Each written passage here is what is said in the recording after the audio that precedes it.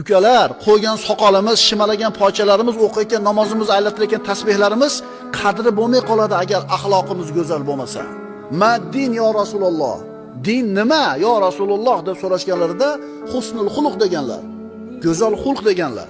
Ro'parangda turgan mo'min birodarining axloqi sening axloqingdan balandmi? Demak, uni iymoni ham baland deyiladi. Ukalar, xulq dinimiz. Ma'qulmi? Soqolda qo'yib sigaret chekib turgan ukalarni ko'ramiz. Mashinada shunday tikka o'tib ketyapti qizilga.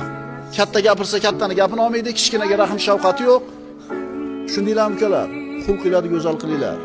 Xulqinglarni go'zal qilinglar. Chunki xulq ajoyib narsa-da. Masalan, nimada yuribmiz 99% odam ko'chada? Nimada yuribmiz? Bola chaqa tirik.